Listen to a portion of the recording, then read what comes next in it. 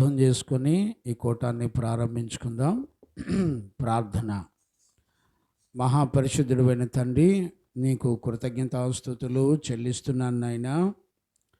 ఈరోజు రాత్రి 3వ దినాన శుద్ధీకరణ కూటాల్లో 69వ కీర్తనలో నుండి నీ బిడ్డలమైన మమ్మల్ని అందరినీ మీరు దర్శించి మాతో మాట్లాడుతూ వస్తున్నందుకు స్తోత్రాలు నాయనా. నీ స్వరం వింటూ ఉండగానే మా బ్రతుకులన్నిటినీ పరిశుద్ధపరచండి, పవిత్రపరచండి. మేము నమ్మటమే కాకుండా విశ్వసించులాగున నీ కృప దయచేయండి. విశ్వాసానికి తగిన క్రియలతో కూడా మేము జీవించున్నట్లుగా కృప దయచేయండి. ఈ దినాన నీ వాక్కును పంపి మమ్మల్ని అందరినీ పవిత్రపరచండి, పరిశుద్ధులుగా చేయండి. నీ చిత్తములో ఉన్న బిడ్డలందరినీ కూడా మీరు సమకూర్చినందుకు స్తోత్రాలు. ఈరోజు రాత్రి నీ వాక్కు చేత, ఆత్మ చేత మమ్మల్ని అందరినీ కూడా పవిత్రపరిచి, పరిశుద్ధపరిచి, విశ్వాసము ద్వారా జయమునిచ్చి నడిపిస్తున్న నీ ప్రేమను బట్టి కృతజ్ఞతాస్తుతులు చెల్లిస్తున్నాను నాయనా. వాక్యము నీది, మేమందరము నీ పిల్లలు నాయనా. నీ వాక్యములో నుండి మీరు మమ్మల్ని దర్శించి మాతో మాట్లాడి నీ రాకడ కొరకై ఒక పరిశుద్ధ గుంపును మీరు సిద్ధపరిచినందుకు కృతజ్ఞతాస్తుతులు చెల్లిస్తూ యేసయ్య నిన్ను అడిగి పొందినాము తండ్రి, ఆమెన్. ప్రార్థన ఆలకించి కృపనిచ్చిన యేసయ్యకు స్తోత్రము చేయుదుము. స్తోత్రం, స్తోత్రం, స్తోత్రం, స్తోత్రం, స్తోత్రం. తండ్రి, కుమార, పరిశుద్ధాత్మ దేవునికి స్తోత్రము చేయుదుము. స్తోత్రం, స్తోత్రం, స్తోత్రం, స్తోత్రం, స్తోత్రం, స్తోత్రం. ఆమెన్. రైట్. దేవునికి మహిమ కలుగునుగాక. Praise the Lord. చూడండి అన్న, మనందరం కూడా 69వ కీర్తన మనందరం కూడా ధ్యానం చేసుకుంటున్నాము. ప్రభు యొక్క ఆత్మ మనందరికీ బోధించి నడిపించునుగాక. ఆమెన్. చదువుకుందాం. మనం 69వ కీర్తనలో మనందరం కూడా 12 వచనాల వరకు మనందరం వచ్చిన వెంబడి వచనాన్ని ధ్యానం చేస్తూ వచ్చాము. గత రాత్రి 1, 2 వచనాలు ప్రారంభించాం ధ్యానం చేసుకోవడానికి. ఈరోజు 1, 2, 3 వచనాలు కూడా సంపూర్ణంగా ధ్యానం చేసుకోవడానికి పరిశుద్ధాత్మ దేవుడు మనందరికీ కృపను అనుగ్రహించునుగాక. ఆమెన్. అవి లేఖనములు గ్రహించుకోవడానికి, అర్థం చేసుకోవడానికి పరిశుద్ధాత్మ దేవుడు మనందరికీ సహాయం చేసి నడిపించునుగాక.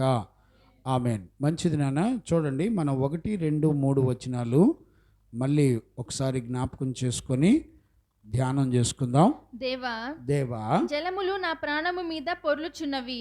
జలములు నా ప్రాణం మీద పొర్లుచున్నవి. నన్ను రక్షింపుము. నన్ను రక్షింపుము. నిలుక ఇయ్యని అగాధమైన దొంగ ఊబిలో, ఇలుక ఇయ్యని అగాధమైన దొంగ ఊబిలో నేను దిగిపోవచ్చున్నాను.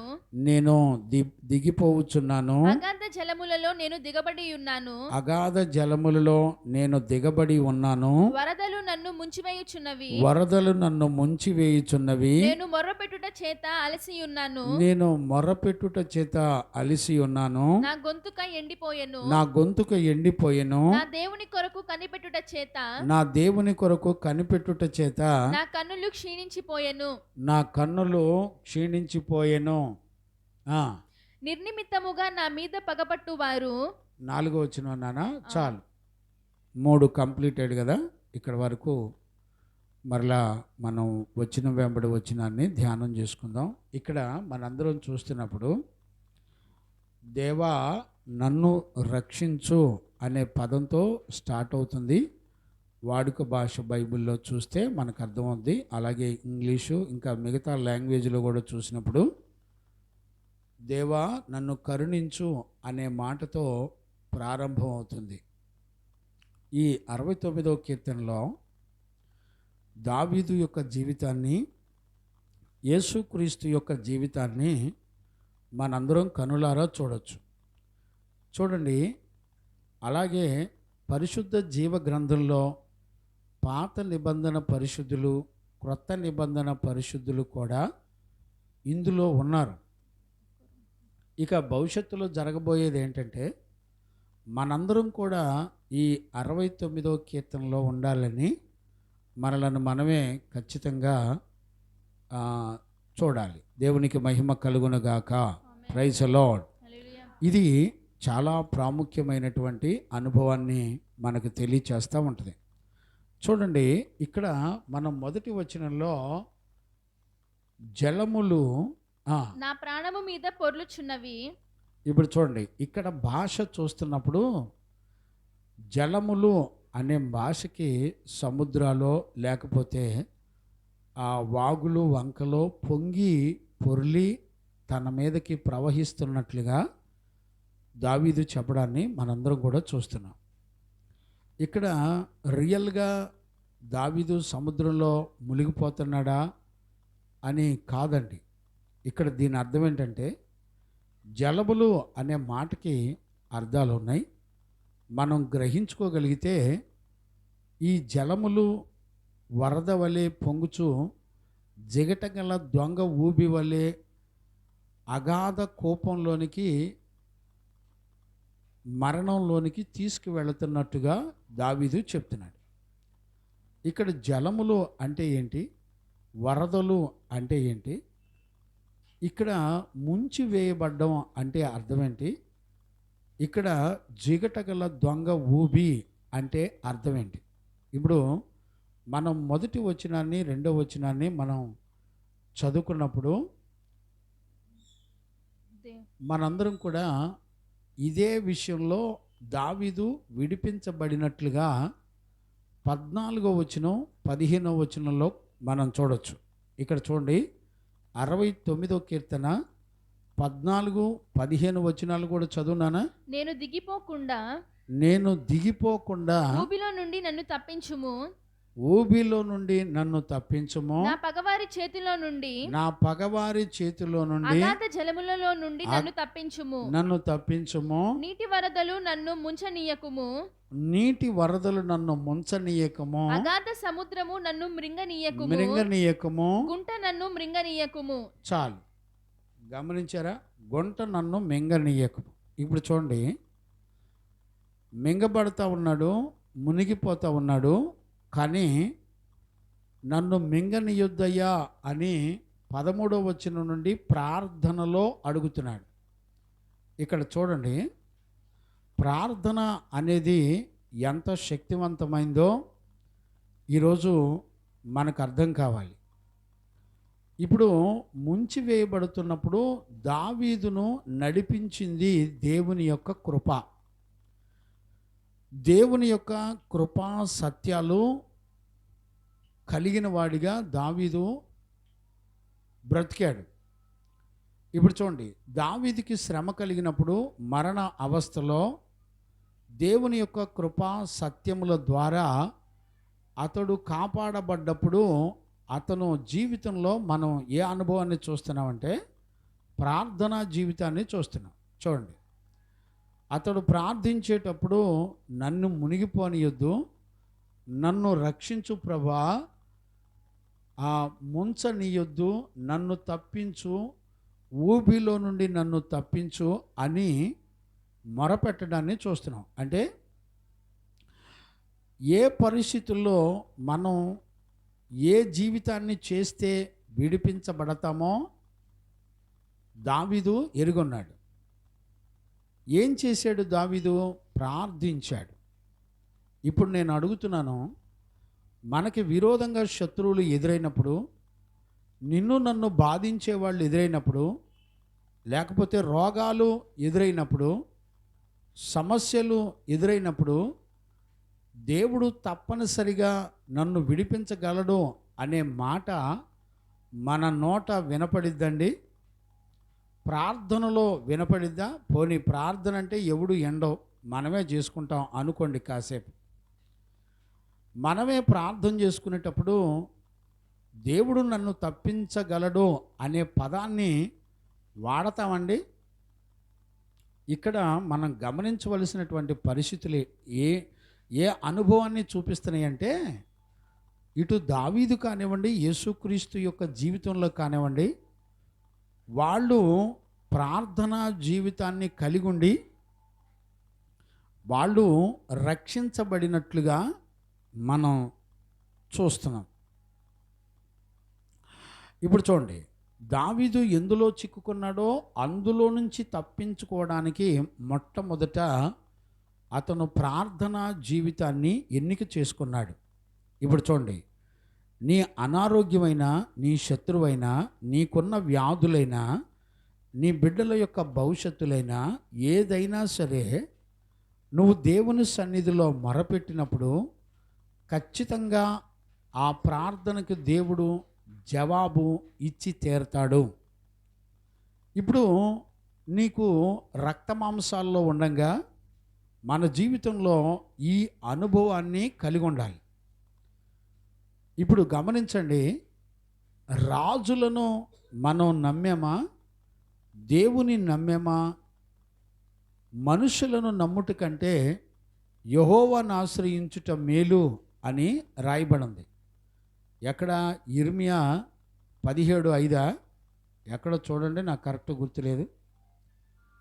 మనుషులను నమ్ముట కంటే యెహోవాను ఆశ్రయించుట మేలు అని ఉంటుంది. ఎక్కడమ్మా? 17:5. యెహోవా ఈలాగు సెలవిచ్చుచున్నాడు. చూడండి, యెహోవా ఈలాగు సెలవిచ్చుచున్నాడు, నరులను ఆశ్రయించి శరీరులను తనకు ఆధారముగా చేసుకొనుచు. చూడండి, శరీర సంబంధమైన మనుషులను ఆధారముగా చేసుకొని తన హృదయమును యెహోవా మీద నుండి తొలగించుకొనువాడు శాపగ్రస్తుడు. వాడు ఎడారిలోని అనుహ వృక్షము వలె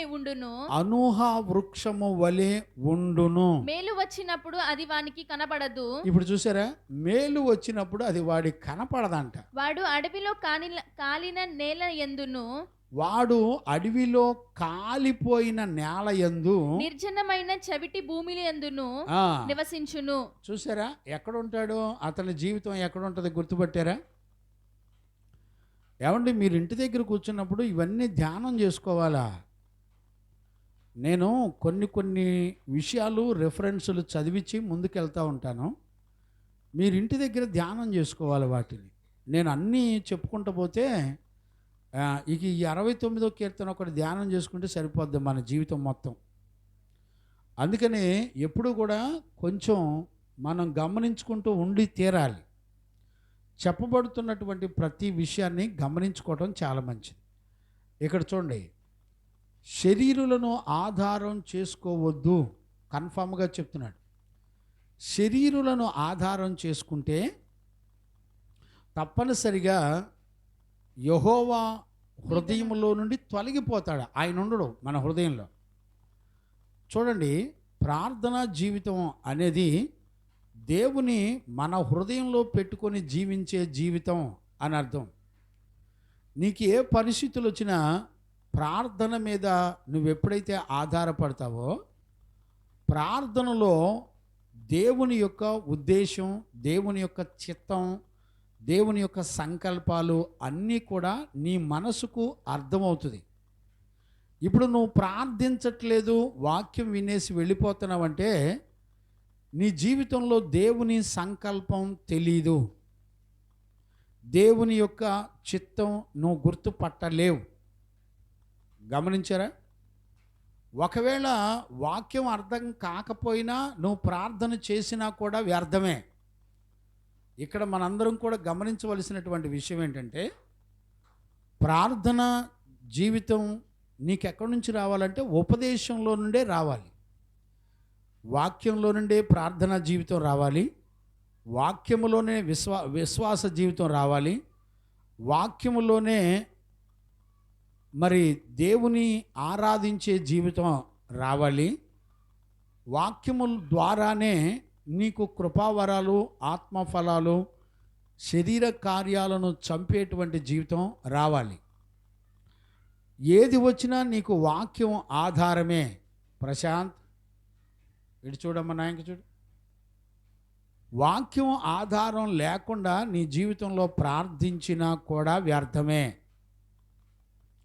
చూడండి, దేవుని ఆజ్ఞ తెలియకుండా, దేవుని చిత్తం తెలియకుండా, దేవుని వాక్యం యొక్క ఆజ్ఞ నువ్వు అనుసరించి నడవకుండా నువ్వు ఎంత ప్రార్థించినా కూడా సమస్తం వ్యర్థమే. అందుకనే మేలు వచ్చినప్పుడు అది వానికి కనబడదో అని రాసి, నీకు మేలు ఎలా జరుగుతుందో నీకు అర్థం కావట్లా. ఇక్కడ దావీదు జీవితంలో చూడండి, శ్రమలు అనుభవిస్తున్నాడు, బాధలు అనుభవిస్తున్నాడు. కారణం ఏంటో కూడా తనకు తెలుసు. నేనెందుకు శ్రమను అనుభవిస్తున్నాను, నేనెందుకు అనారోగ్యాలు అనుభవిస్తున్నాను, నాకెందుకు ఇన్ని వేల మంది శత్రువులు అయ్యారు అనే సంగతి దావీదుకు తెలుసు. ఎలా తెలుసు చూడండి, 69వ కీర్తనలో 7వ వచనంలో మనం ఆల్రెడీ చదివాం. 7వ వచనంలో ఏమని చదివాం? నీ నిమిత్తము నేను నింద నొందిన వాడనైతిని. ఇప్పుడు చూడండి, ఎవరైనా భూమండలం మీద దేవా నీ వాక్యానుసారంగా నడిచి నేను నిందల పాలయ్యాను అని చెప్పగలిగిన వాళ్ళు ఉన్నారండి?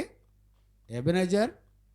ఇప్పుడు మన జీవితంలో దేవా నీ వాక్యమును అనుసరించి నిన్ను ప్రేమించి నీతో సహవాసం చేసి నేను ఇంతమందిని శత్రువులను కలిగి ఉన్నాను అని ధైర్యంగా దేవుని ఎదుట చెప్పగలిగిన మనస్సాక్షి ఈ రోజుల్లో ఎవరి దగ్గరైనా ఉంటుందండి? ఈ రోజుల్లో ఏ మనిషి శ్రమ పడినా తన మనస్సాక్షి ఏం చెప్పిద్దంటే, నీ పాపాన్ని బట్టో, నీ శాపాన్ని బట్టో, నీ కలిగిన బలహీనతలను బట్టో, నీ కలిగినటువంటి తిరుగుబాటును బట్టో, ఆజ్ఞను అతిక్రమించడాన్ని బట్టో నీ జీవితంలో శ్రమ కలుగుతుంది అనే సత్యాన్ని నీ మనస్సాక్షికి నువ్వు వెలుగొన్నావు. కానీ దావీదు అలా లేడు. మరలా చెప్తున్నాను, జాగ్రత్తగా అర్థం చేసుకోండి. దావీదు అలా లేడు. దావీదు ఎప్పుడు కూడా ఏం చెప్తున్నాడంటే, ఇదిగో నేను శ్రమను అనుభవించడానికి కారణం దేవుడే.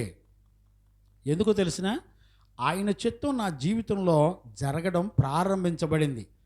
ఆయన చిత్తం జరగటానికి నేను అన్ని విషయాలలో దేవుని అధికారానికి నేను ఒప్పుకుంటున్నాను. శ్రమైనా, వ్యాధైనా, రోగాలైనా, సమస్యలైనా, నిందలైనా నేను ఒప్పుకుంటున్నాను అని అంటున్నాడు దావీదు. ఇప్పుడు మనం ఏమంటాం? ప్రభువుని నమ్మితే కష్టాలు రాకూడదు, నిన్నెవరూ నిందించకూడదు. ఏమండి, అంతేనా?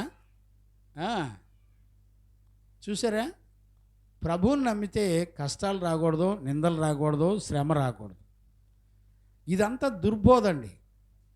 దేవుని చిత్తం చేస్తున్నప్పుడు మీరు ఒకటే గుర్తుపెట్టుకోండి, ఆది కాండము నుంచి ప్రకటన గ్రంథం వరకు కూడా దేవుని సంఘాన్ని చెరపటానికి రాజులు కానివ్వండి, అధికారులు కానివ్వండి, బలవంతులు కానివ్వండి, ఎంతోమంది దేవుని సంఘం మీద తిరుగుబాటు చేశారు.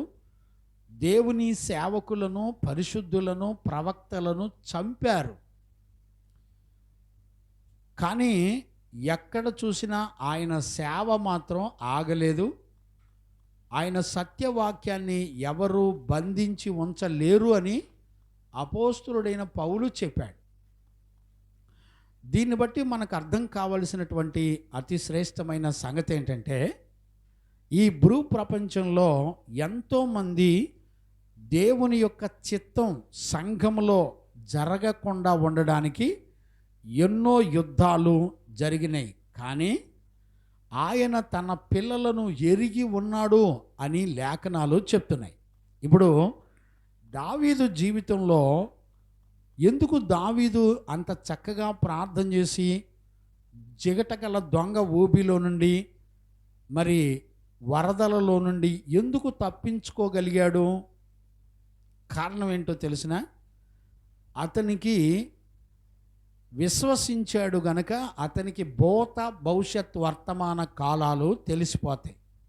చూడండి, జరిగిపోయిన పరిస్థితులు మనకు తెలుస్తాయి, జరుగుతూ ఉన్న పరిస్థితులు మనకు తెలుస్తాయి, రేపు భవిష్యత్తులో జరగబోయేది కూడా తెలుస్తుంది. గమనించారా?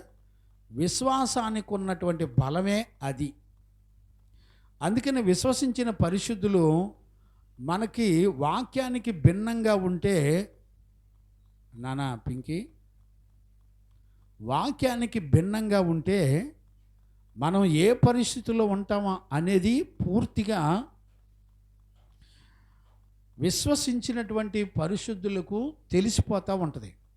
ఈరోజు రాత్రి దావీదు యొక్క జీవితంలో తనకు ఎలా తెలుసు, నేను ప్రార్థిస్తే దేవుడు జిగటగల దొంగ ఊబిలో నుండి, నాశనకరమైన గుంటలో నుండి, వరదలలో నుండి దేవుడు విడిపిస్తాడు అని దావీదుకి ఎలా తెలుసు అంటే, దావీదుకి కృపా సత్యములు తెలుసు. గమనించారా? మనం నిన్నటి దినాన కృప గురించి కొన్ని మాటలు ఊరికే జస్ట్ అట్లా చదువుకున్నాం. కృప అంటే యేసుక్రీస్తు, కృప అంటే దేవుని యొక్క వాక్యం. ఈ రోజున దేవుని యొక్క వాక్యానుసారమైనటువంటి జీవితం ఎవరిలో అయితే ఉంటాయో వాళ్ళకి తెలుసు కష్టాలు వచ్చినప్పుడు ఎలా ప్రార్థించాలి, దేవుని మీద ఎలా ఆధారపడాలి, దేవుని యందు విశ్వాసం ఉంచి దేవుని చేత ఎలా రక్షించబడాలి, ఎలా కాపాడబడాలి అనే సంగతులన్నీ కూడా విశ్వసించినటువంటి వారికి, లేకపోతే దేవుని కృపను గురించి తెలిసిన వాళ్ళకి, లేకపోతే ఆయన సత్యమును గురించి తెలిసిన వారికి స్పష్టంగా అర్థమవుతుంది. దేవునికి మహిమ కలుగునుగాక. Praise the lord. హల్లెలూయా. అందుకనే మనుషులను ఆశ్రయించడానికి దావీదు ఏమాత్రం కూడా ఒప్పుకోలేదు. ఎందుకంటే మనుషుల కంటే, పరిస్థితుల కంటే, దొంగ ఊబి కంటే, అనారోగ్యాల కంటే, ఆర్థిక ఇబ్బందుల కంటే, అన్నిటికంటే విలువైనది, బలమైనది దేవుని యొక్క సన్నిధి. దేవునికి మహిమ కలుగునుగాక. ఇప్పుడు వాక్యాన్ని వింటున్న మనందరిలో ఎలాంటి మనసు ఉండాలంటే, ఇప్పుడు చూడండి, దేవుని కృపను పొందుకున్నటువంటి ఏ బిడ్డైనా ఆ బిడ్డకు ఉండేటువంటి మనసు ఏంటంటే, దేవుని మీద ఆధారపడి రక్షించబడటం అనేది వాళ్ళ జీవితంలో పక్కాగా కనపడుతుంది. ఇప్పుడు చూడండి, చాలామంది జీవితంలో శ్రమలు వచ్చినప్పుడు, లేకపోతే ఇంట్లో సమస్యలు వచ్చినప్పుడు పోలీస్ స్టేషన్ల చుట్టూనో, లేకపోతే లాయర్ల చుట్టూనో, కోర్టుల చుట్టూనో, మనుషుల చుట్టూనో, ఎమ్మెల్యేల చుట్టూనో, తెలిసిన వాళ్ళ చుట్టూనో తిరుగుతూ ఉంటారు. ఇప్పుడు దేవుని యందు విశ్వాసం ఉంచిన వాళ్ళు, దేవుని కృపను సత్యమును ఎరిగిన వాళ్ళు ఎక్కడా కూడా వేరే దాని మీద ఆధారపడరు. దేవునికి మహిమ కలుగునుగాక. ఇప్పుడు మనందరం కూడా వరదలు అంటే ఏంటి, మనం ఎలా వాటిని గుర్తుపట్టగలగాలి అనేటువంటి విషయాన్ని కొంచెం మనం చూద్దాం. జలములు అంటే ఏంటి, వరదలు అంటే ఏంటి? చూడండి నాన్న, నేను ఒక వాక్యాన్ని జ్ఞాపకం చేస్తాను. చదవండి నాన్న. యెషయా పుస్తకంలో 43వ అధ్యాయం 2-3 వచనాలు చదివితే, నీవు జలములలో బడి దాటునప్పుడు, నీవు జలములలో బడి దాటునప్పుడు నేను నీకు తోడయ్యుందును. ఇప్పుడు చూడండి, జలములలో బడి దాటునప్పుడు దేవుడు తోడై ఉంటాడంట. ఇక్కడ మనం గమనించాల్సింది ఏంటంటే, జలములంటే ఏంటి? ఇక్కడ చూడండి, మనందరం కూడా దేవుని వాక్యాన్ని మనం గుర్తుపట్టాలి. మనం 18వ కీర్తనలో 16-17 వచనాలు మనం చదివాం. ఏమని చదివామంటే, ఉన్నత స్థలములో నుంచి చెయ్యి చాపి ఆయన నన్ను పట్టుకొని మహాజలరాశులలో నుండి తీసెను. బలవంతులకు పగవారు నన్ను ద్వేషించువారు. ఇప్పుడు గమనించారా నాన్న? దేవునికి మహిమ కలుగును గాక. Praise the lord. హల్లెలూయా. ఇప్పుడు నేను మరొక వాక్యాన్ని నేను జ్ఞాపకం చేస్తాను. చూడండి,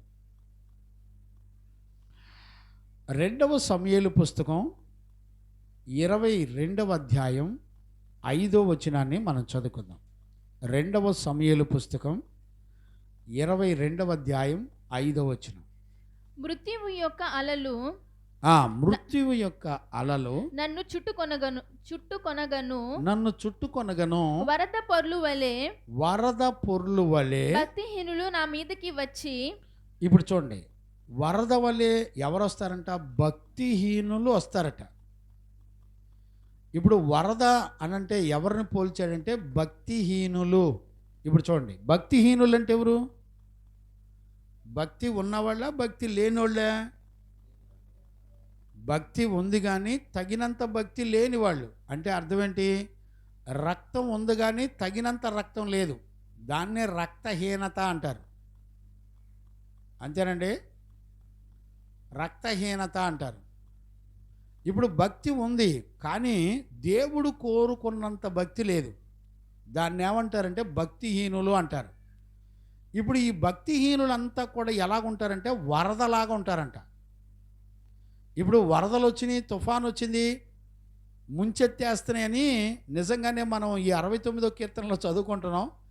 నిజంగానే నిన్న ఈ టయానికి స్టార్ట్ అయిందండి వర్షం, ఈరోజు ఈ టయానికి మళ్ళీ ఆగింది. దేవునికి మహిమ కలుగునగాక. ఇంచుమించుగా 24 గంటలు కొట్టిందండి వర్షం. మధ్యలో ఒకటి అర ఏమన్నా ఒక గంట ఆగి ఉంటుందేమో. మొత్తం మీద ఇంచుమించుగా 24 గంటలు వర్షం పడితే విజయవాడ నగరం మొత్తం మునిగిపోయిందండి. విజయవాడ నగరం మొత్తం మునిగిపోయింది.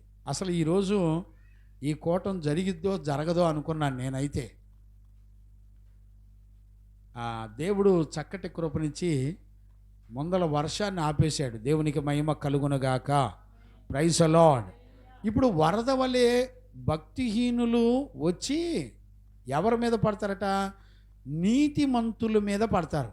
మీరు ఈ పదాలను జాగ్రత్తగా అర్థం చేసుకోండి. ఈ భక్తిహీనులు మొత్తం అంటే సగం సగం భక్తి చేసేవాళ్ళంతా కూడా నీతిమంతులు అనబడిన వాళ్ళు, లేకపోతే ప్రభు రాకడ కొరకు సిద్ధపడే వారిని, లేకపోతే ప్రభు యొక్క ప్రత్యక్షతలో నడిపించబడే వారిని ఎదురాడి పోరాడి చంపాలని చూస్తూ ఉంటారంట భక్తిహీనులంతా కూడా. గమనించారా? భక్తిహీనులు అంటే ఎవరో అన్ని జనులు, లేకపోతే దేవుడంటే కోప్పడేవాళ్ళు కాదండి. నీతిమంతులను, దేవుని రాకడ కొరకు సిద్ధపడే పరిశుద్ధులను చంపేవాళ్ళు ఎవరంటే, వాళ్ళకి ఎదురాడే వాళ్ళు ఎవరంటే భక్తిహీనులు. ఇప్పుడు చూడండి, యేసయ్యను చంపిన వాళ్ళు ఎవరు చెప్పండి? అందరూ కూడా శాస్త్రులు, పరిసయ్యులు, ప్రధాన యాజకులు, ప్రజలు, ఆయన దగ్గర స్వస్థత పొందినటువంటి ప్రజలందరే కలిసి చంపేశారు. మీరు గుర్తుపట్టారా? ఇప్పుడు నీతిమంతుడికి ఎవరు విరోధులు అంటే భక్తిహీనులే విరోధులు. ఇప్పుడు చూడండి, భక్తిహీనుల పిల్లలు ఇంకెంత ఘోరంగా ఉంటారు చూడండి. భక్తిహీనులే నీతిమంతులను చంపుతుంటే భక్తిహీనుల యొక్క పిల్లలు ఇంకెంత దారుణంగా ఉంటారు చూడండి. దేవునికి మహిమ కలుగునగాక. Praise the lord. గమనించారా నాన్న? Praise the lord.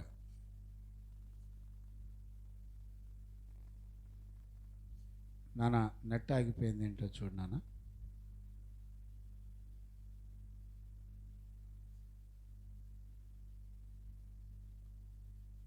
No net అంటాను చూడు.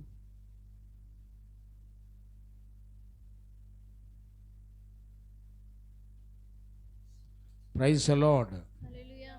దేవునికి మహిమ కలుగునుగాక. Praise the Lord.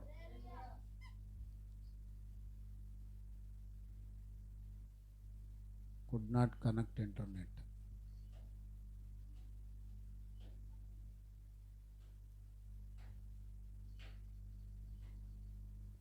రైట్. మన ప్రభు అయిన యేసయ్యకు మహిమ కలుగునుగాక. Praise the lord. అమ్మా నీ నెట్ ఆన్ చేసి ఫోన్ ఇచ్చే.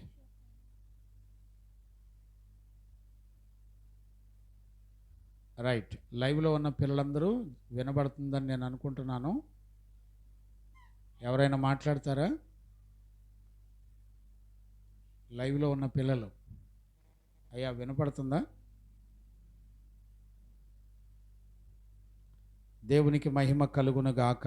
Praise the lord.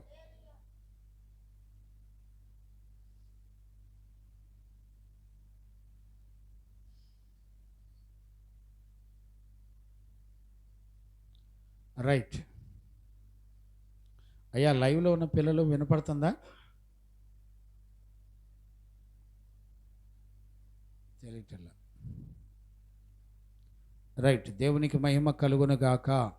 Praise the lord.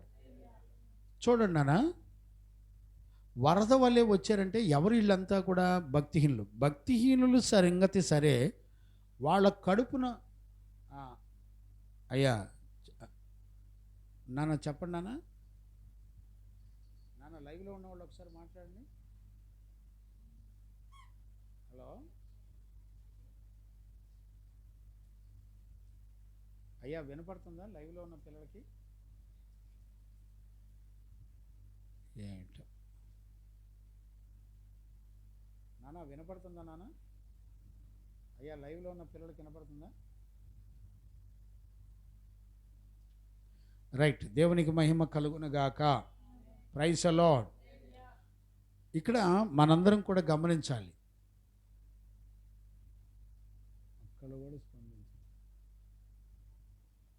Praise the Lord.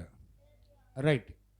ఇక్కడ చూడండి, వరద వలె భక్తిహీనులు పొర్లి పారేరంట దావీదు మీదకి. ఇప్పుడు ఈ మాట ఏ పరిస్థితుల్లో రాశాడో తెలిసిన?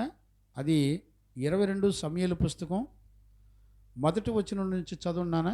యెహోవా ఆ పైన ఇది ఉందో చూడండి అమ్మా, అది చదువు. ఈ 22వ కీర్తన. నానా వాయిస్ కట్ అయిపోయింది. అయ్యా వాయిస్ కట్ అయిపోయిందా? వస్తుంది, ఒక్క నిమిషం అయ్యా.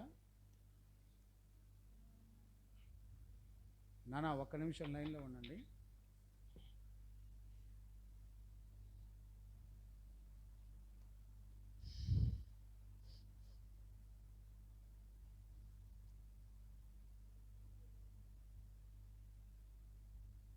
రైట్. ఇక్కడ చూడండి, ఈ 22వ సమూయేలు పుస్తకం 22వ అధ్యాయంలో పైన మొదటి నుంచి చదువునానా?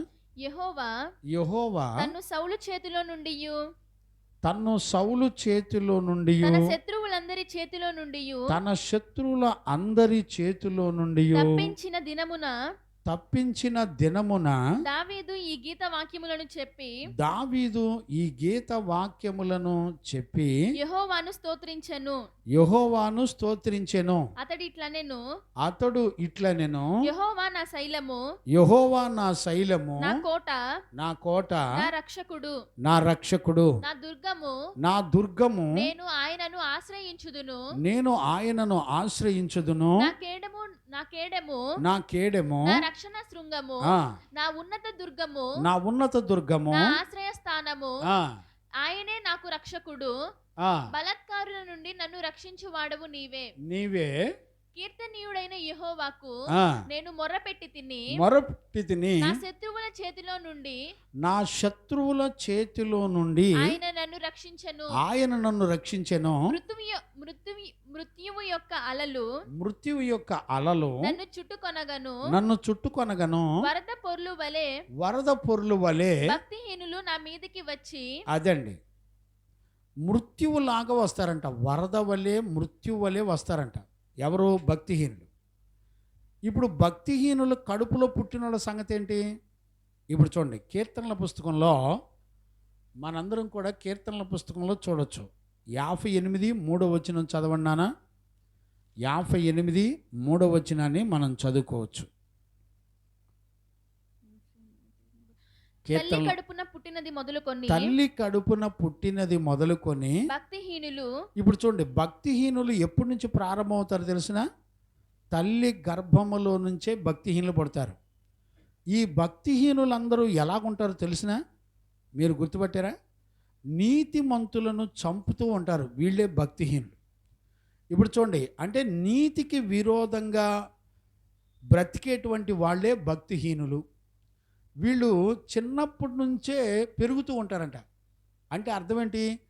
వీళ్ళకి మాదిరంతా తల్లిదండ్రులు వాళ్ళ పితరులంతా ఎలాంటి భక్తిలో జీవిస్తారంటే వాళ్ళంతా భక్తిహీనతలో బ్రతుకుతారు. భక్తిహీనతలో ఉండి భక్తిహీనులైనటువంటి బిడ్డలను కంటారు. ఈ భక్తిహీనుల యొక్క సంతానం భూమండలం మీద పెరుగుతున్న కొలది, విస్తరిస్తున్న కొలది ఈ భక్తిహీనుల సంతానం అంతా ఏం చేస్తుందంటే నీతిమంతులను చంపుతూ ఉంటుంది. మీరు గమనించారా? దేవునికి మహిమ కలుగునుగాక. ఆమేన్. Praise the lord. ఇప్పుడు ఈ భక్తిహీనులు వరద వలె పొర్లితే వీళ్ళ దగ్గర నుంచి అంట ప్రభు మనల్ని ఎలా కాపాడతాడు? జలములలో పడి వెళ్ళినప్పుడు అక్కడ మనం చదివాం కదా 43 యెషయా పుస్తకం 43 రెండవ వచనం, 2-3 వచనాలు. నీవు జలములలో బడి దాటునప్పుడు నేను నీకు తోడయుందును. అంటే ఇప్పుడు చూడండి, భక్తిహీనులంతా వరద వలె పడి మన మీద పడి చంపాలి అని అనుకున్నప్పుడు దేవుడంట తోడై ఉంటాడంట. ఇప్పుడు దావీదుకు దేవుని కృప సత్యములు తోడుగా ఉన్నప్పుడు దావీదుకు అర్థమైనటువంటి విషయం ఏంటంటే భక్తిహీనులంతా వరద వలె మన మీద పడి మన పరిశుద్ధతను మన విశ్వాసాన్ని శంకించి అవమానించి, ఇక్కడ మనం 69వ కీర్తనలో ఉపవాసం ఉండి ప్రార్థించినప్పుడు ఏమని నిందలేశారు మనం ఆల్రెడీ చదివాం కదా.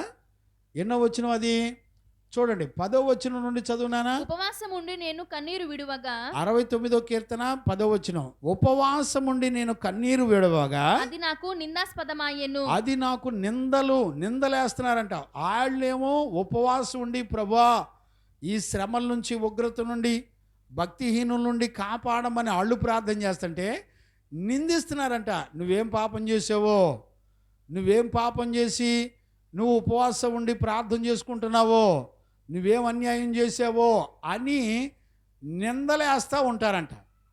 చూసారండి, ఒక పక్క నీతిమంతులు ప్రార్థన చేస్తుంటే భక్తిహీనులంతా కూడా ఇళ్లల్లో ఉన్నవాళ్లే, తల్లిదండ్రులు, రక్త సంబంధులు, బంధుమిత్రులంతా ఏమంటారు సార్, మొన్నటిదాకా ఆడు ఇష్టం వచ్చినట్టు బతికాడు, ఇవాళ బయలుదేరాడు భక్తిపరుడు, ప్రార్థన చేస్తున్నాడు, చూడు తెగ ఉపవాసం ఉంటున్నాడు, వీడు ఎక్కడెక్కడ పాపం చేసి తిరిగి వచ్చి ప్రార్థన చేస్తున్నాడో అని నిందలేస్తారంట. చుట్టుపక్కల ఉన్నటువంటి తాగుబోతులు ఇతని గురించి హేళన పాటలు పాడతారు, అపహాస్యం చేస్తూ ఉంటారంట. వీళ్ళంతా ఎవరు అంటే భక్తిహీనులు కడుపులో పుట్టిన భక్తిహీనులు. చూసారా, ఈ భక్తిహీనులు కడుపులో పుట్టిన భక్తిహీనులు ఎట్టుంటారో తెలిసిన, మిడునాగు సర్ప విషము వంటి వారు అని రాయబడింది. అక్కడ కంటిన్యూ చేయనా, 58:3 కీర్తనల పుస్తకం 58:3 కంటిన్యూ చేయి. తల్లి కడుపున పుట్టినది మొదలుకొని భక్తిహీనులు విపరీత బుద్ధి కలిగి ఉందురు. విపరీతమైనటువంటి బుద్ధి కలిగి ఉంటారు. పుట్టిన తోడనే అబద్ధములాడుచు తప్పిపోవుదురు. ఇప్పుడు చూడండి, భక్తిహీనులు కడుపులో పుట్టిన వాళ్ళు మొత్తం అబద్ధాలు ఉంటాయంట. ఇప్పుడు మీ పిల్లలు అబద్ధాలు ఆడుతున్నారంటే ఖచ్చితంగా తల్లిదండ్రులంతా ఎవరు? ఇప్పుడు భక్తిహీనులు కడుపులో ఎవరు పుడతారు సార్? అబద్ధాలు మాట్లాడే పిల్లలు భక్తిహీనుల కడుపులో పుడతారు. ఇలా భక్తిహీనత కడుపులో పుట్టినటువంటి అబద్ధీకులు ఎలాంటి వాళ్ళు తెలుసా? కంటిన్యూ చేయనా. వారి విషము చూసారా, అబద్ధం అనే మాట ఎలాంటిదంటే విషంలాగా పనిచేసేదంట. అంటే వాడు అబద్ధాలు ఆడితే అచ్చం నిజం చెప్పినట్టే ఉంటుంది. చూడండి, ఎన్నో కుటుంబాలు అబద్ధాలు ఆడడం వలన ఎన్నో కుటుంబాలు మోసగించబడి నరుక్కొని చచ్చి శవాలైపోయి, ఎన్నో కుటుంబాలు పగవాళ్ళు అయిపోయి నష్టపోయిన వాళ్ళు బొచ్చెడు మంది ఉన్నారు. ఇవాళ చూడండి, వీళ్ళంతా ఎవరంటే భక్తిహీనులు. వీళ్ళంతా ఎలా వచ్చారంట? దావీదు మీదకి వరద వలె వచ్చారంట. ఈ భక్తిహీనుల యొక్క గుంపులో ఎవరున్నారు? సౌలు కూడా ఉన్నాడు. దేవుని చేత అభిషేకించబడిన రాజు అయిన సౌలు కూడా ఉన్నాడు. సౌలును దావీదుకు శత్రువులైనటువంటి భక్తిహీనులు వీళ్ళందరూ కలిసి ఇంత యుద్ధం చేస్తుంటే ఆ సమయంలో అంట దేవుడు తనకు తోడుగా ఉన్నాడంట. దేవునికి మహిమ కలుగును గాక. Praise the lord. హల్లెలూయా. ఇప్పుడు జలములలో పడి వెళుతున్నప్పుడు, ఈ భక్తిహీనుల మధ్యలో పడి ప్రయాణం చేస్తున్నప్పుడు దేవుడు వాళ్ళకి తోడుగా ఉంటాడు. చాలా జాగ్రత్తగా గుర్తుపెట్టుకోండి. దేవుడు తోడై ఉంటాడు అని దేవుని కృపను గురించి, దేవుని సత్యమును గురించి నీ మనసులో విశ్వసించినట్లయితే, వరద వలె భక్తిహీనులు నీ మీద నిందలేసినా, నిన్ను హింసించినా, అవమానించినా, నిన్ను కొట్టినా, దూషించినా, నీకు దేవుడు తోడై ఉన్నాడు అనే సంగతి నీకు బాగా గుర్తుండాలి. దేవునికి మహిమ కలుగునుగాక. ఆమేన్. ఇప్పుడు చూడండి, యేసేపు దేవుని యొక్క సత్యమును కలిగి ఉండి బ్రతికినప్పుడు, యేసేపు ఐగుప్తు రాణితో శోధించబడినప్పుడు, అతన్ని అల్లరిపాలు చేసి జైల్లో పెట్టినప్పుడు చూడండి, యేసేపుకు జైల్లో యెహోవా తోడయుండెను అని రాయబడింది. చప్పట్లు కొట్టండి గట్టిగా, దేవునికి మహిమ కలుగునుగాక. చూడండి, ఈ భక్తిహీనులందరూ యేసేపుని జైల్లో పడేసి 13 సంవత్సరాలు జైల్లో ఉంచినా కూడా ఏమీ చెల్లించలా యేసేపు. ఎందుకని? కారణం ఏంటో తెలిసిన? కారణం ఏంటి చెప్పండి? కారణం ఏంటంటే, యేసేపుకు జైల్లో యెహోవా తోడై ఉన్నాడు. దేవునికి మహిమ కలుగునుగాక. ఈ రోజున నీవు అనుకున్నది అనుకూలంగా జరిగినా జరగకపోయినా, నిన్ను భక్తిహీనులు వరద వలె వచ్చి నీ మీద అడ్డం పడి అడ్డగించి బాధించినా, ఖచ్చితంగా నీకేం గుర్తుండాలో తెలిసిన? వాళ్ళందరి మధ్యలో దేవుడు నీకు తోడై ఉంటాడో. దేవునికి మహిమ కలుగునుగాక. Praise the Lord. అందుకని ఈరోజు రాత్రి దేవుని యొక్క వాక్యాన్ని వింటున్న దేవుని పిల్లరా, దేవుడు మనకు తోడై ఉంటాడు అనేటువంటి విషయాన్ని ఖచ్చితంగా మనందరం కూడా గుర్తుపట్టాలి. ఇప్పుడు దేవుడు తోడై ఉన్నప్పుడు నీకొచ్చే కష్టాలు కానీ, నిందలు కానీ, ఊబి లాంటి, అంటే ఈ జిగటగల దొంగ ఊబిని గురించి చూడండి. మనం 2వ సమూయేలు పుస్తకంలో 22వ అధ్యాయం మొత్తం ఈ కీర్తనేనండి. 69 కానీ 18వ కీర్తన మొత్తం అదే. 2వ సమూయేలు పుస్తకం 22వ అధ్యాయం మొత్తం 18వ కీర్తన మొత్తం. నువ్వు రెండు ఒకటే. 2వ సమూయేలు 22లో ఎన్ని వచనాలు ఉన్నాయి? 50 51? ఎన్ని వచనాలు? 51. 18వ కీర్తనలో కూడా 50 వచనాలు 51 వచనాలు ఉంటాయి. ఇక్కడ చూడండి, ఇక్కడ యెహోవా స్టార్టింగ్ వచనాలు చూడండి. యెహోవా తన్ను సౌలు చేతిలో నుండి, తన శత్రువులందరి చేతిలో నుండి తప్పించిన దినమున దావీదు ఈ గీత వాక్యమును చెప్పి యెహోవాను స్తుతించెను. ఇప్పుడు ఇదంతా ఏంటో తెలిసిన?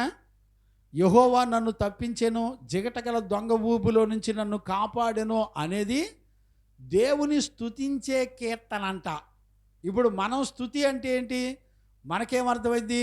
నోటితో స్తుతి అని చెప్పడాన్ని స్తోత్రం అనుకుంటున్నారు. కాదు, స్తుతించడం అంటే ఏంటో తెలిసిన?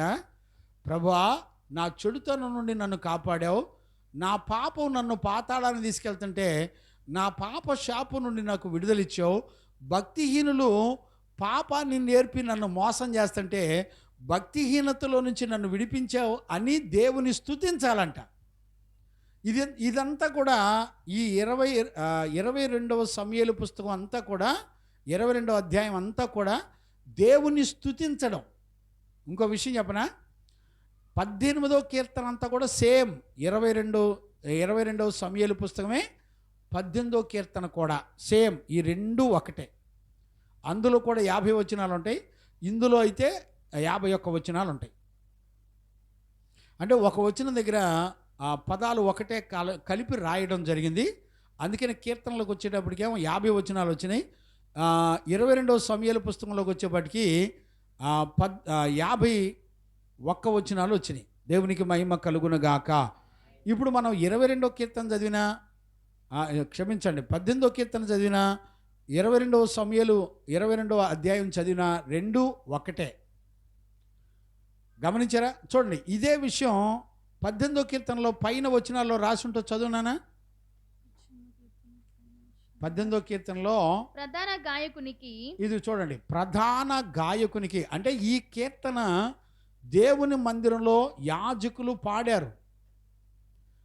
ప్రధాన గాయకునికి యెహోవా దాసుడైన దావీదు కీర్తన. యెహోవా దాసుడైన దావీదు కీర్తన. అతని శత్రువులందరి చేతిలో నుండి, అతడి శత్రువులందరి చేతిలో నుండి, సౌలు చేతిలో నుండి యెహోవా అతని తప్పించిన దినమున దావీదు ఈ గీతములను చెప్పి యెహోవాను స్తోత్రించి అతడు ఇట్లనెను. ఇదండి ఇప్పుడు చదివే మొత్తం వచనాలన్నీ కూడా 50 వచనాలన్నీ కూడా స్తోత్ర గీతము.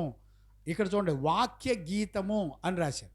అంటే పాడినా, లేకపోతే నువ్వు స్తుతించినా, నువ్వు ఆరాధించినా, ఉపదేశాన్ని విన్నా, అంటే నీ పాటలో కూడా ఏముండాలి? వాక్యమే ఉండాలి. అంటే వాక్యాన్ని పాట రూపంలో పాడతాం, అంతే తేడా.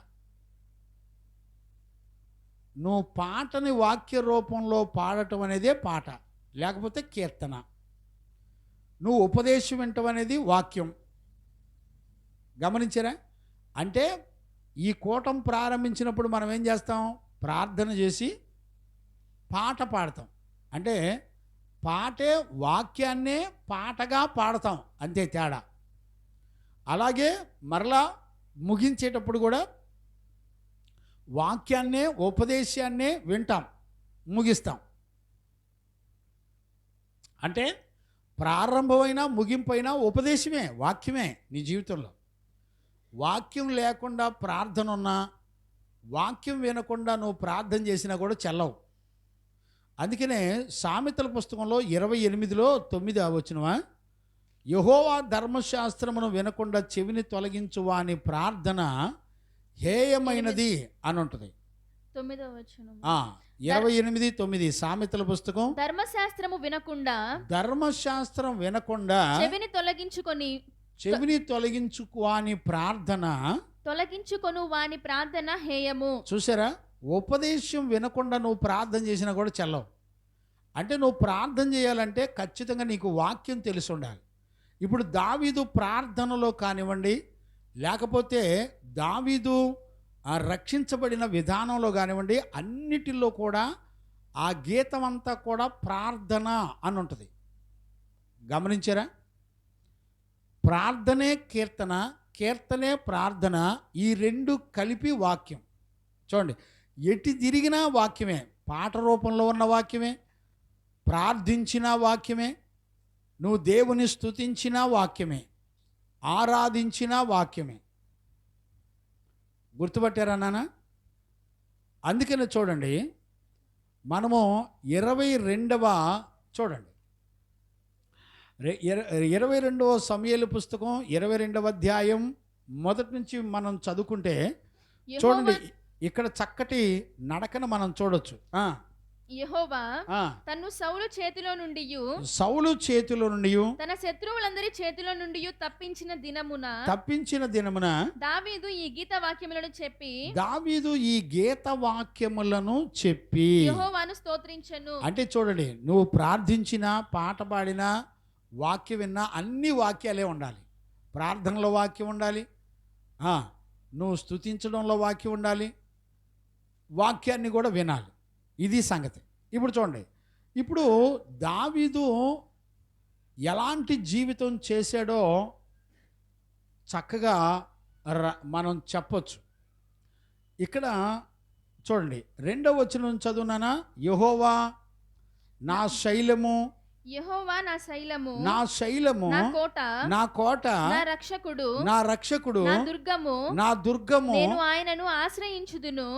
ఇప్పుడు చూడండి, ఆయన్ని ఎందుకు ఆశ్రయించి ప్రార్థన చేస్తానంటే, దావీదుకి ఏం తెలుసునా? అంటే దావీదుకి దేవుని కృపా సత్యములు అనే వాక్యం తెలిసినప్పుడు దేవుడే మనకి కేడమై ఉంటాడు, కోటై ఉంటాడు, కొండై ఉంటాడు, రక్షణ శృంగమై ఉంటాడు, నా దుర్గము, నేను ఆయనను ఆశ్రయించుదును. చూడండి, అంటే దేవుడు ఎలాంటి వాడో నీకు ఉపదేశంలో, వాక్యంలో నీకు తెలిసిపోద్ది. ఆయన కృప నీ దగ్గరికి వస్తే, ఆయన సత్యము నీ దగ్గరికి వస్తే, ఆయన సత్యము కృపా సత్య సంపూర్ణుడిగా వాక్యము మన మధ్యలో నివసించెను, మన మధ్యలోనికి వచ్చెను.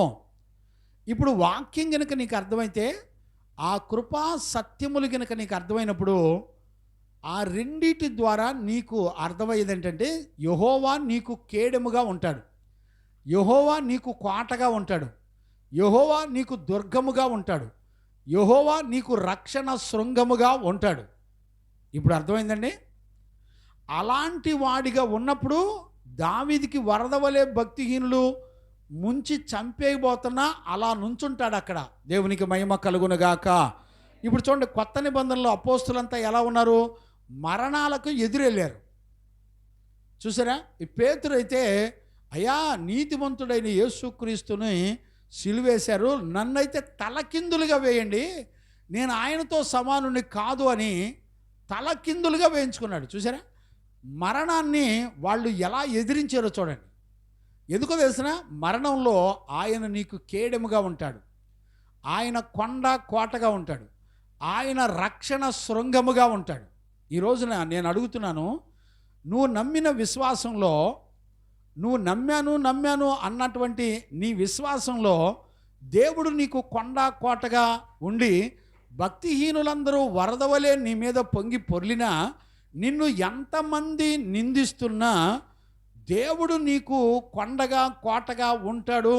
ఆయన నువ్వు జలములలో పడి వెళ్ళినప్పుడు ఆయన నీకు తోడై ఉంటాడని నువ్వు నమ్ముతున్నావండి. నీ నమ్మకం ఆ దిశగా నిన్ను నన్ను నడిపించిందండి. ఇప్పుడు రోగాలు వస్తే భయపడుతుంటివి, అప్పులోడు వస్తే భయపడుతుంటివి, నీకు జ్వరం తగ్గపోతే భయపడుతుంటివి, ఎవడన్నా నీ మీద కేసు పెడితే భయపడుతుంటివి. ఏమండి, అసలు దేనిని చూసినా నువ్వు భయపడతావు. నీకు 2 ఆడపిల్లలు పుడితే, వామ్మో 2 ఆడపిల్లలను ఎట్ట పెంచాలి, ఏం చేయాలి, భయపడుతుంటివి. ఏమండి, నువ్వు విశ్వాసివా పిశాచివా? ఏమండి, ఈ రోజున దావీదు జీవితాన్ని కనుక మనం చూస్తే 69వ కీర్తన మొత్తం కానీ, లేకపోతే 2వ సమూయేలు పుస్తకం 22వ అధ్యాయం కానీ, లేకపోతే 18వ కీర్తన కానీ, ఈ మూడిట్లో చదివినోళ్ళు ఎవరైనా ఆ శ్రమల్లో ఒక్కడన్నా బతికుంటాడన్న ఆశ ఏ ఒక్కడికి కూడా ఉండదు. కానీ దావీదు ఎంత చక్కటి ప్రార్థనలు చేస్తున్నాడు. కంటిన్యూ చేయనా? ఆశ్రయదుర్గము నా రక్షణ, నా దుర్గము, నేను ఆయనను ఆశ్రయించుదును, ఆయనను ఆశ్రయించుదును, నా కేడెము, నా రక్షణ శృంగము, నా రక్షణ శృంగము, నా ఉన్నత దుర్గము, నా ఉన్నత దుర్గము, నా ఆశ్రయస్థానము, నా ఆశ్రయస్థానము, ఆయనే నాకు రక్షకుడు, ఆయనే నాకు రక్షకుడు, బలాత్కారుల నుండి నన్ను రక్షించువాడవు దేవునికి నీవే. మహిమ కలుగునగాక. బలాత్కారులందరిలో చేతుల నుంచి కూడా, ఇప్పుడు చూడండి, రాజు చేతుల నుంచి, శత్రువుల చేతుల నుంచి, బలాత్కారుల చేతుల నుంచి, భక్తిహీనుల చేతుల నుంచి, చూడండి, ఇన్ని రకాల మనుషులందరిలో నుంచి అంట దేవుడు కేడెముగా, కొండ కోటగా, రక్షకుడుగా, దుర్గముగా, శృంగముగా ఉండి కాపాడుతున్నాడంటండి. దేవునికి మహిమ కలుగునుగా. మరి నేను అంటున్నాను, మనం కూడా నమ్మాం అంటున్నాగా. పొరపాటును నువ్వు ప్రార్థనకు బయలుదేరి తుఫాన్లో ఇరుక్కొని, నీకేదైనా శ్రమ వచ్చి కాలు చెయ్యి ఇరిగిపోయి యాక్సిడెంట్ అయిందనుకోండి, లేకపోతే మన ప్రాణమే పోయిందనుకోండి, ఏమంటాం మనం? వామ్మో దేవుడు, ఈయనేం దేవుడు రా నాయనో, ఆయన నమ్ముకుంటే బాగుంటారంటే, ఆయన నమ్ముకుంటే మరణాలేంట్రా నాయనా, రోగాలేంట్రా నాయనా. నీకో సంగతి చెప్పినా, విశ్వసించిన వాడికి మరణం లేదు. చప్పలు కొట్టు గట్టిగా, దేవునికి మహిమ కలుగునగాక. విశ్వసించేవు, ఇక నీ జీవితంలో మరణం ఉండదు. మరణం సిగ్గుపడిపోద్ది. బతికుండగానే మరణాన్ని జయించాలంటే విశ్వాసం ఒక్కటే ఆధారం. విశ్వసించిన వాడు మరణించాడు అంటే అతడు నిద్రించాడు అని రాసింది వాక్యం. నిద్రపోయిన వాడు మరలా లెగుస్తాడు. ఈ రోజున నీకు రక్తమాంసాల్లో ఒకవేళ భక్తిహీనులంతా కూడా వరదవలె వచ్చి, రోగాలన్నీ వరదవలె వచ్చి నీ మీద పడితే, నీ ప్రాణాన్ని పోగొట్టుకునేటప్పుడు నువ్వు విశ్వాసం కలిగిండి, కృపా సత్యములు కలిగి ఉంటే నీ జీవితంలో మరణం కాస్త నిద్రగా మారిపోద్ది. నువ్వు కాసేపు పడుకొని ప్రభు రాకడలో లేచి ప్రభుని ఎదుర్కొని నిత్య మహిమలో మహామేఘారూరుడే ఆయన వచ్చినప్పుడు ఆయనతో కూడా నువ్వు లేపబడి పరలోకంలో ఆయనతో కూడా ఉంటావు. చప్పలు కొట్టు గట్టిగా దేవునికి మహిమ కలుగునగాక. Praise the lord. ఇప్పుడు దావీదు జీవితంలో కొండ కోటగా ఎందుకున్నాడో తెలిసినా? ఇప్పుడు దావీదు ఏం చెప్తున్నాడో తెలిసినా? అసలు ఈ శ్రమలన్నీ పొందింది నీ నిమిత్తమే నేను శ్రమలు పడినాను అన్నాడు. ఈరోజు నువ్వు వర్షంలో తుఫాన్ వచ్చినా కూడా వాక్యం వింటానికి నువ్వు బయలుదేరి వచ్చి నీకు జలుబు చేసి జ్వరం చేసి ఒకవేళ అనారోగ్యం పాలయ్యి ఒకవేళ నువ్వు మరణించినా విశ్వసించి నష్టపోయావు గనక విశ్వాసానికి మరణం ఉండదు. విశ్వసించిన వాడికి మరణం లేదని ఎక్కడుంది అండి? తెలుసా అసలు? తెస్సలోని పత్రికలో ఉంటుంది. చచ్చిన వాళ్ళ గురించి రాస్తూ చచ్చిపోయిన వాడి దగ్గర నువ్వు ఏడవద్దురా అబ్బాయి అని చెబుతూ అక్కడ చెప్తాడు. మొదటి తెస్సలోని పత్రిక 4:13 చదవండి. సహోదరులారా, నిరీక్షణ లేని ఇతరుల వలె మీరు దుఃఖపడకుండా నిమిత్తము నిద్రించుచున్న వారిని గూర్చి. ఎవరంట? ఏమంటే చనిపోయిన వాళ్ళు ఏమంటుంది వాక్యం? ఏమంటుంది? మొదటి తెస్సలోని పత్రిక 4:13 ఏమంటుంది? చనిపోయిన వాళ్ళని ఏమంటుంది బైబిల్? నిద్ర. విశ్వసించి చనిపోయిన వాళ్ళని ఏమంటుంది? నిద్ర. చదువు, కంటిన్యూ చెయ్యి. నిరీక్షణ లేని ఇతరుల వలె మీరు దుఃఖపడకుండు నిమిత్తము నిద్రించుచున్న వారిని గూర్చి మీకు తెలియకుండుట మాకిష్టము లేదు. యేసు మృతి పొంది తిరిగి లేచెనని మనము నమ్మిన ఎడల అదే ప్రకారము యేసునందు నిద్రించిన వారిని, చూడండి, యేసునందు నిద్రించిన వారిని దేవుడు ఆయనతో కూడా వెంట పెట్టుకొని వచ్చును. దేవునికి మహిమ కలుగును గాక. రేపు ప్రభు యొక్క ప్రత్యక్షతలో రాకడలో ఆయనతో కూడా లేపుకొని వెంట పెట్టుకొని వస్తాడంట. అంటే నిద్రపోయాడు కాబట్టి లేపుకుంటాడంట. అంటే విశ్వసించిన వాడికి నిద్ర లేదు, విశ్వసించిన వాడికి మరణం లేదు, నిద్ర. మొన్న గుంటుపల్లిలో ఒక దైవజనుడు చనిపోతే వెళ్తే అక్కడ ఏమంటారు తెలిసిన? దుఃఖపడు వారు ధన్యులని ఆ మత్తయి సువార్త 5వ అధ్యాయంలో రాసింది కదా. ఆ మాట పట్టుకొని చచ్చినోడి దగ్గర ఏడవచ్చు అని చెప్తున్నారండి. చెప్పిన వాళ్ళు ఎవరు తెలుసా? పాస్టర్స్. ఏమండి, దుఃఖపడు వారు ధన్యులు అనే మాట అక్కడ సందర్భం వేరు, ఆ విషయాలు వేరు. మత్తయి సువార్త 5వ అధ్యాయం. దాన్ని తీసుకెళ్ళి చచ్చిపోయినోడి దగ్గర ఏడవచ్చు అని చెప్తున్నారండి. అంటే దుఃఖం అనే పదం ఎక్కడ రాసి ఉంటే అక్కడ ఏడవచ్చు అనమాట. మరి తెస్సలోని పత్రికలో ఇక్కడ ఏమంటున్నాడు? మీరు దుఃఖపడొద్దు, ఏడవకుండా ఉండడానికి మీకు ఒక విషయం చెప్తున్నాను. ఏడవకుండా ఉండటం అనే వాళ్ళు ఎవరు అంటే విశ్వసించిన వాళ్ళు. ఎందుకంటే వాళ్ళకు మరణం లేదు కాబట్టి, విశ్వసించిన వాడు నిద్రిస్తాడు కాబట్టి, విశ్వసించిన వాడికి మరణం లేదు కాబట్టి వాళ్ళు ఏడవరు. ఇప్పుడు వీళ్ళు ఏడవచ్చు అని చెప్తున్నారండి. మత్తయి సువార్త 5వ అధ్యాయంలో 5వ వచనంలోనే అక్కడ ఉంటుంది. దుఃఖపడు వారు ధనిలు, వారు ఓదార్చబడుదురు. అంటే మీరు దుఃఖపడవచ్చు, మీకు ఓదారిపోతుంది అంటున్నారండి. నేనేం మాట్లాడాలి? దేవునికి మహిమ కలుగునుగాక. Praise the lord. ఇప్పుడు దావీదుకు దేవుడు కేడెముగా, కొండ కేడెముగా, దుర్గముగా ఉన్నాడు. కారణం ఏంటో చెప్తున్నాడు దావీదు. ఇక్కడ చూడండి, 2వ సమూయేలు 22వ అధ్యాయం, 2వ సమూయేలు పుస్తకం 22వ అధ్యాయం 20వ వచనం నుంచి చదవన్నానా? నేను ఆయనకు ఇష్టుడను గనుక. ఇప్పుడు చూడండి, సరే 20వ వచనం నుంచి చదవండి. నేను ఆయనకు ఇష్టుడను గనుక ఆయన నన్ను తప్పించెను. ఇప్పుడు చూడండి, అంటే శ్రమలకు ముందల దావీదు ఎట్టున్నాడు? దేవునికి ఇష్టుడుగా ఉన్నాడు. భక్తిహీనులు వరద వలె మీద పడుతున్నప్పుడు దావీదు ఎట్టున్నాడు? దేవునికి ఇష్టుడు. గమనించారా? నేనేమంటానంటే దేవుని చేత ప్రేమించబడ్డాడండి దావీదు. ఇప్పుడు దావీదు ఏమని చెప్తున్నాడు తెలిసిన? భక్తిహీనులు వరద వలె వచ్చి అతన్ని దొంగ ఊబిలో మునిగిపోతున్నా దావీదు ఏమంటాడంటే, నేను దేవునికి ఇష్టడుగా బతికాను. చదువున్నాను. ఆయన నన్ను తప్పించెను, నా నీతిని బట్టి ఆయన నాకు ప్రతిఫలం ఇచ్చెను. ఏమంటున్నాడు చెప్పండి? నా నీతిని బట్టి దేవుడు ప్రతిఫలం ఇచ్చాడంట. చూసారా? దేవునికి ఇష్టడుగా నేను బతికాను కాబట్టి ఆయన నన్ను తప్పించాడు. నా నీతిని బట్టి ఆయన నాకు ప్రతిఫలం ఇచ్చెను. నా నీతిని బట్టి ఆయన నాకు ప్రతిఫలం ఇచ్చాడు. నా నిర్దోషత్వమును బట్టి నాకు ప్రతిఫలం ఇచ్చెను. యెహోవా మార్గములను నేను అనుసరించుచున్నాను. చూడండి ఎంత ధైర్యంగా చెప్తున్నాడు. చూడండి, ఈ రోజున నేను కాపాడబడుతున్నాను అంటే నేను దేవుని కృపను సత్యమును పొందుకున్నాను, నేను ఆయన యందు విశ్వాసం ఉంచాను. నాకు కలిగిన శ్రమలో నేను ప్రార్థించి మొరపెడితే దేవుడే నాకు కేడముగా, కొండ కేడముగా, రక్షణ శృంగముగా ఉండి, దుర్గముగా ఉండి ఆయనే నన్ను కాపాడేవాడు అని చెప్పడానికి గల కారణం ఏంటంటే, అతనికి ఆ మంచి మనస్సాక్షి ఉండడానికి గల కారణం ఏంటంటే, అతడంట బ్రతికిన కాలంలో దేవునికి ఇష్టడుగా బతికాడంటండి. దేవునికి ఇష్టడుగా బ్రతికిన వాళ్ళు ఇంకెవరున్నారు? హానోకు. అవునా? దేవునికి ఇష్టడుగా బతికాడు. దేవునికి ఇష్టడుగా బతికిన కనుక హానోకు మరణము చూడక కొనిపోబడెను. చూడండి, దేవునికి ఇష్టడుగా బతికినోడికి మరణం రాదు.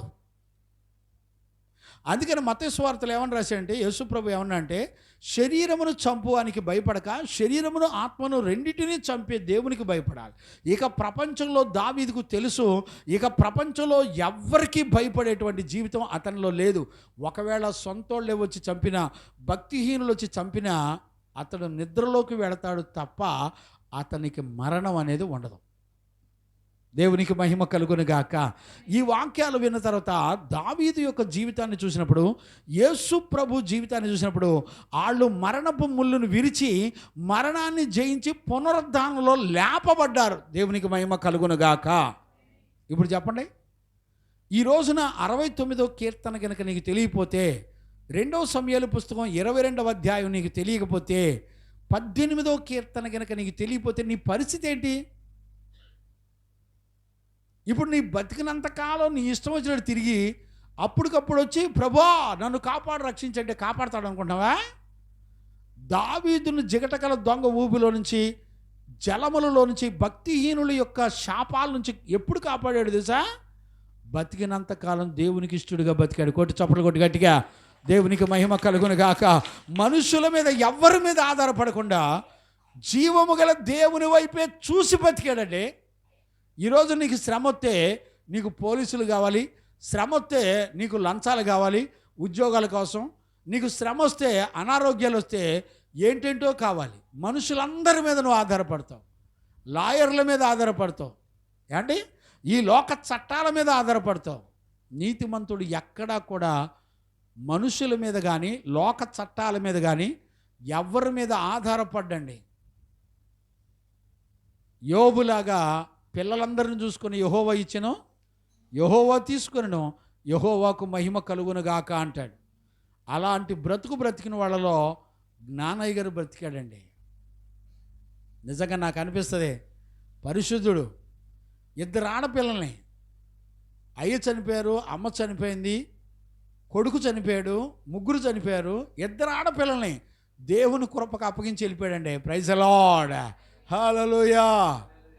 అందరికంటే చిన్నమ్మాయి ఆ బ్లీడింగ్తో శ్రమపడి ఆ బిడ్డ కూడా మహిమలోకి వెళ్ళింది. ఇప్పుడు అయ్య కుటుంబంలో ఒకే ఒక్కటి ఉందండి. ఏండి, 5గురు కుటుంబంలో ఒక్క బిడ్డే ఉంది. 4 మహిమలోకి వెళ్ళిపోయారు. ఒక్క బిడ్డ కూడా రోషంగా బతుకుతుంది, దేవుని వైపు చూస్తుంది, ప్రార్థన చేసుకుంటుంది, ప్రభువుని దిక్కుగా చేసుకొని బతుకుతుందండి. అండి, నీకైతే నిజంగా మనం బతుకుండగా వామ్మో ఇప్పుడు చచ్చిపోతే మా నాన్న ఏమైపోతాడో, మా అమ్మ ఏమైపోద్దో, మా పిల్లలు ఏమైపోతాడో, మా ఆవిడ ఏమైపోతారో దిగులు చింతతో బతుకు. ఖచ్చితంగా చచ్చిన తర్వాత నరకంలో ఉంటారు వాళ్ళు.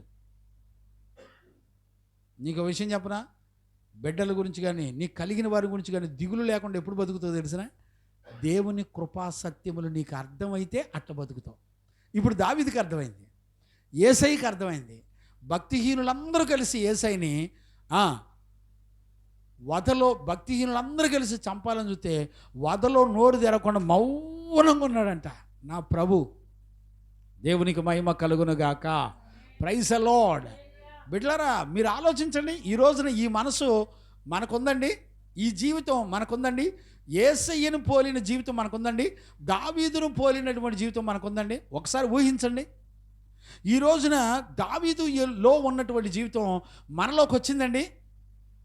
ఈ రోజున మనం నమ్మేమా విశ్వసించామా చెప్పండి. అందరూ దావీదును గురించి విన్నప్పుడు దావీదును నమ్మేవాళ్ళు ఉన్నారు, కానీ అబ్రహామును నమ్మేవాళ్ళు ఉన్నారు, యేసయ్యను నమ్మేవాళ్ళు ఉన్నారు, కానీ విశ్వసించే వాళ్ళు లేరు. ఈరోజు రాత్రి దేవుని వాక్యాన్ని వింటున్న దేవుని పిల్లరా, మీరు విశ్వసించారా, నమ్మారా? నమ్మటంతో పాటు విశ్వసించారా లేదా? నిజంగా దావీదు దేవుడు తోడైనప్పుడు ఎంత చక్కటి మాటలండి. అక్కడ కంటిన్యూ చేయనా? 21 చదివేసావు కదా, 22 కూడా చదువు. 2 సమూయేలు పుస్తకం 22వ అధ్యాయంలో యెహోవా మార్గములను నేను అనుసరించుచున్నాను. చూడండి, యెహోవా మార్గములు నేను ఎంత కన్ఫామ్గా చెప్తున్నాడు చూడండి, ప్రజలందరికీ చెప్తున్నాడు. ఏమండి, ఆయన అనుసరించిన జీవితాన్ని గురించి జీవ గ్రంథంలో యేసు ప్రభు రాయించాడండి. ఇప్పుడు నేను మిమ్మల్ని అడుగుతున్నాను, మీలో ఎవరైనా నేను ఆయన ఆజ్ఞను అనుసరించాను, ఆయన చూపించిన మార్గంలో నేను నడిచాను అని ధైర్యంగా చెప్పగలరా? ఇరుగు పొరుగు వాళ్ళకి, నీ ఇంట్లో వాళ్ళకి, నీ పిల్లలకి, నీ తల్లిదండ్రులకి, నీ చుట్టాలకి, నీ బంధువులకి, నేను ఆజ్ఞను అనుసరించి నడుస్తున్నాను, నేను ఆయన మార్గంలో నడుస్తున్నానని సాక్ష్యం చెప్పగలరా మీరు? దావీదు చెప్పాడండి. దావీదు చెప్పాడు.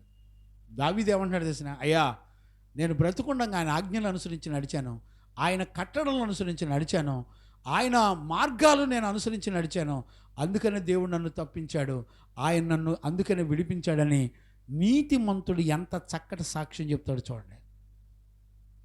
గమనించారా? కంటిన్యూ చేయనా? యెహోవా మార్గములను నేను అనుసరించుచున్నాను, భక్తిహీనుడనై నా దేవుణ్ణి విడిచిన వాడను కాను. అబ్బా, భక్తిహీనుడనై నా దేవుణ్ణి నేను ఎన్నడూ విడిచిపెట్టలేదు అంటాడండి. ఈ రోజున సంఘంలో వాళ్ళకి దైవజనుల మీద ఏదైనా విరోధంగా చెబితే దైవజనుని వదిలిపెట్టి భక్తిహీనులతో పాటు భక్తి లేని వాళ్ళతో పాటు కలిసి తిరుగుతున్నారండి, బుద్ధి జ్ఞానం లేకుండా. నేను ఎంత దుఃఖపడుతున్నానో. భక్తిహీనులు ఏది చెబితే వాళ్ళ మాటలు నమ్మి నడిపించబడ్డాను. కానీ నీతిమంతుడైన దావీదు ఏమన్నా, నేను భక్తిహీనుల మాట విని నేనెన్నడూ దేవుణ్ణి ఎన్నడూ విడిచిపెట్టలేదని రాశాడండి. అది నీతిమంతుల లక్షణం. భక్తిహీనులు ఎంతోమంది, అమ్మో నువ్వు అట్ట బతికితే నీవు చిన్న వయసులో అట్ట బతుకుతావా, ఎట్ట బతుకుతావా అని నిందించేవాళ్ళు చాలామంది ఉన్నారండి. ఏండి, దేవుడు వాక్యంలో ఆయన కోరుకున్న జీవితం మానక విడిచిపెట్టక అనుసరిస్తారండి నీతిమంతులు. వాళ్ళని ఏమంటారు తెలిసిన? నీతిమంతులు అంటారు. అవసరాన్ని బట్టి భక్తిహీనులు మాటలు విని నువ్వు కూడా భక్తిహీనుడివై దేవుని విడిచిపెట్టే బ్రతికితే నీ జీవితం అడ్రస్ లేకుండా పోద్ది. గుర్తుపడుతున్నారా? ఈరోజు నేను చాలా దుఃఖంతో బాధతో ఈ మాట చెప్తున్నానండి. ఈ రోజున వాక్యానికి విరుద్ధమైన పెళ్లి రోజులు, పుట్టినరోజులు, క్రిస్మస్లు, పండగలు, ఈస్టర్లు అండి దుర్బోధకుల చుట్టూ తిరుగుతున్నావు. నీకు సిగ్గు, సీము, నెత్తురు ఏమన్నా ఉంటుందండి? నీకు సిగ్గు, సీము, నెత్తురు ఏముండదండి. బరి తెగించి తిరుగుతున్నారు అంతే. ఒక నీతిమంతుడు ఎట్టుంటాడో చూడు బైబిల్లో, ఒక భక్తిహీనుడు ఎలా ఉంటాడో చూడు. దావీదు అంటాడు, భక్తిహీనుల మాటలని నేను నా జీవం గల దేవుని అన్నడూ విడిచిపెట్టలేదు అంటాడండి. ఆయన న్యాయ విధులన్నిటినీ 23 లక్ష్య పెట్టుచున్నాను. ఆయన కట్టడలను త్రోసివేసిన వాడను కాను. ఆయన కట్టడలను నేను తోసివేసిన వాడిని కాదు. దోషక్రియలు నేను చేయనల్లుకుంటుని. ఆయన దృష్టికి యథార్థుడనైతిని గనుక ఆయన దృష్టికి నేను యథార్థపరుడనైతిని. కావున నేను నిర్దోషినై ఉండుట యెహోవా చూచెను. తన దృష్టికి కనబడిన నా చేతిలో నిర్దోషత్వమును బట్టి నాకు ప్రతిఫలం ఇచ్చెను. దయగల వారి ఎడల నీవు దయ చూపించుదువు. యథార్థవంతుల ఎడల నీవు యథార్థవంతుడుగా ఉండువు. సద్భావము గల వారి ఎడల నీవు సద్భావము చూపుదువు. మూర్ఖుడు ఎడల నీవు వికటముగా ఉండువు. వారిని నువ్వు రక్షించదవో, గర్విష్ఠులకు విరోధివై వారిని అణిచివేసెదవో. యెహోవా నీవు నాకు దీపమై ఉన్నావు. దేవునికి మహిమ కలుగును గాక. యెహోవా నీవు నాకు దీపమై ఉన్నావు. యెహోవా చీకటిని నాకు వెలుగుగా చేయును. దేవునికి మహిమ కలుగును గాక. చీకటిని ఎట్ట చేస్తాడంట? ఈ ఎదరున్న వాళ్ళంతా పిల్లలతో ఆడుకోవడం సరిపోతున్నట్టుంది. శైనమ్మా, నీకు దెబ్బలు పడతాయి.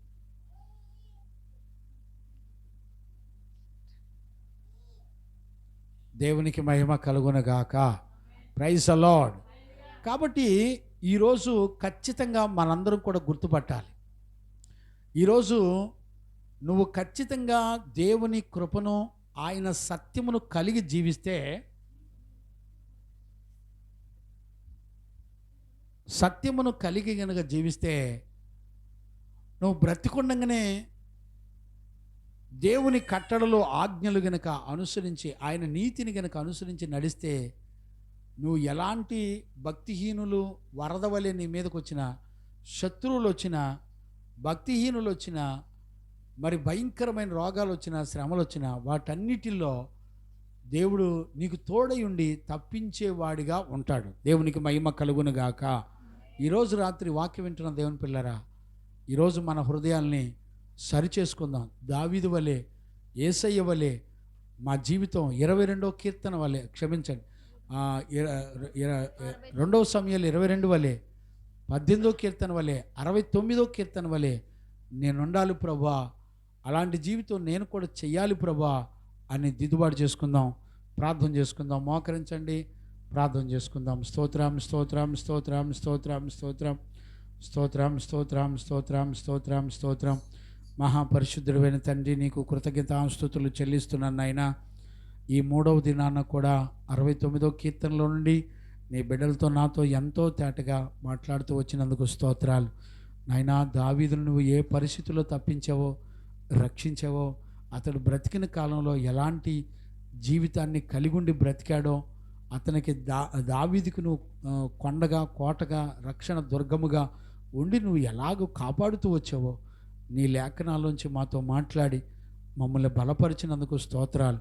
మేము బ్రతికుండంగా మేము కూడా నీ కృపా సత్యములు కలిగి ఉండి ప్రభా, మేము జీవించినట్లయితే, నీ ఆజ్ఞలు, కట్టడలు, నీ మార్గములు నడిచినట్లయితే ప్రభా, మేము కూడా దావీదు వలె కాపాడబడి నిత్య మహిమలోకి మేమందరం కూడా సిద్ధపడి వెళ్ళగలమని, నీ రాజ్యం కొరకు, నీ రాకడ కొరకు సిద్ధపడగలమని, నీ సత్యవాక్యములో నుండి మీరు మాతో మాట్లాడి బలపరిచినందుకు కృతజ్ఞతాస్తుతులు చెల్లిస్తూ యేసయ్య నిన్ను అడిగి పొంది ఉన్నాము తండ్రి, ఆమెన్. ప్రార్థన ఆలకించి కృపనిచ్చిన యేసయ్యకు స్తోత్రము చేయదమో. స్తోత్రం స్తోత్రం స్తోత్రం స్తోత్రం స్తోత్రం. తండ్రి, కుమార, పరిశుద్ధాత్మ దేవునికి స్తోత్రము చేయదమో. స్తోత్రం స్తోత్రం స్తోత్రం స్తోత్రం స్తోత్రం. ఆమెన్. మన తండ్రి అయిన దేవుని నుండి, మన ప్రభు అయిన యేసుక్రీస్తు నుండి, పరిశుద్ధాత్మని యొక్క అన్యోన్య సహవాసము, సన్నిధి, సమాధానము విశ్వసించిన బిడ్డలకును సకల పరిశుద్ధులకును యేసయ్య కృపా సమాధానములు మనందరికీ తోడై ఉండి నడిపించునుగాక. ఆమెన్. హల్లెలూయా, హల్లెలూయా, హల్లెలూయా. అందరికీ వందనాలు.